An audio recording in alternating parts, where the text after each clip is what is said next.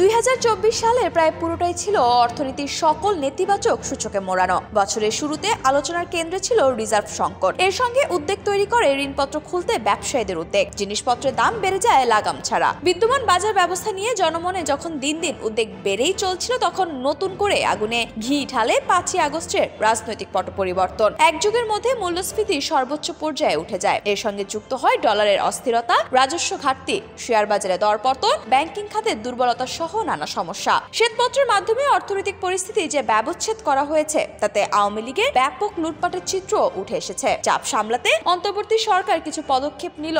গত প্রায় 5 মাসে গতি পায়নি অর্থনীতি। প্রবাসী আয় মারফত বর্তমান রিজার্ভ সংকট কিছুটা দূরীভূত হলেও সার্বিক দিক বিবেচনা করলে অর্থনীতির চাকা এখনো পুরোপুরি সচল হতে অনেকটাই বেগ পোহাতে হবে বলে মনে করছেন অর্থনীতিবিদরা। জুলাই আগস্টে ধকল কাটাতে পারছে না রাজস্ব খাত।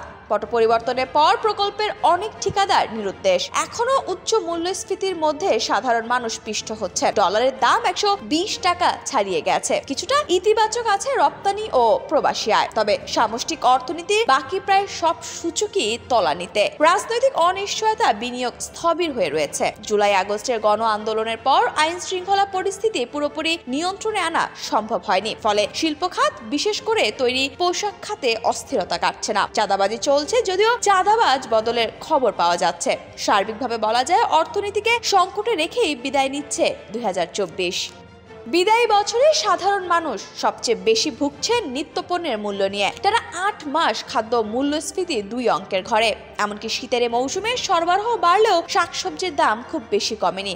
ফলে সংসার চালাতে হিমশিম খাচ্ছেন নির্দিষ্ট আয়ের মানুষেরা। বাংলাদেশ পরিসংখ্যান ব্যুরোর সর্বশেষ হিসেবে গত নভেম্বর মাসে খাদ্য মূল্যস্ফীতি বেড়ে দাঁড়িয়েছে 13.80%, যা গত 13.5 বছরের মধ্যে দ্বিতীয় সর্বোচ্চ মূল্যস্ফীতি। গত জুলাই মাসে খাদ্য মূল্যস্ফীতি 14.10% উঠেছিল। 2024 সালের অন্যতম বড় উদ্যোগ ছিল অর্থনীতি নিয়ে শ্বেতপত্র প্রকাশ। পদে পদে দুর্নীতির কারণে পরিস্থিতি কতটা খারাপ হয়েছে তা উঠে এসেছে প্রথমবারের মতো নেওয়া এ উদ্যোগে। বলা হয়েছে আওয়ামী লীগ সরকারের আমলে প্রায় 80 লাখ কোটি টাকা বিদেশে পাচার হয়েছে। গড়ে প্রতি বছর গেছে 1,80,000 কোটি টাকা। শেয়ার বাজারে দরপতন ব্যাপক হারে বেড়েছে। অক্টোবরে সাম্প্রতিক সময়ের সর্বোচ্চ দরপতন লক্ষ্য করা গেছে। এছাড়া উন্নয়ন প্রকল্পের খরচ কমেছে। আওয়ামী লীগ ঘনিষ্ঠ অনেক ঠিকাদার পালিয়ে থাকার কারণে এডিপি বাস্তবায়ন পরিস্থিতি খুবই খারাপ। আগের বছরের তুলনায় জুলাই থেকে নভেম্বর সময়ে 12,500 কোটি টাকা কম খরচ হয়েছে। তবে স্বস্তির খবর হলো অন্তর্বর্তী সরকারের আমলে রপ্তানি ও প্রবাসী আয়ে কিছুটা গতি এসেছে। 4 মাস ধরে প্রতি মাসে 200 কোটি ডলারের বেশি প্রবাসী আয় এসেছে। আর চলতি 2024-25 অর্থ বছরের প্রথম 5 মাসে প্রবাসী আয় প্রায় 26.4% প্রবৃদ্ধি হয়েছে। অন্যদিকে নানামুখী পদক্ষেপের কারণে গত 5 মাসে রপ্তানি আয় 2,000 কোটি ডলার ছাড়িয়ে গেছে। রপ্তানি ও প্রবাসী আয় ভালো হওয়ায় তার রিজার্ভের ক্ষয় ঠেকিয়েছে।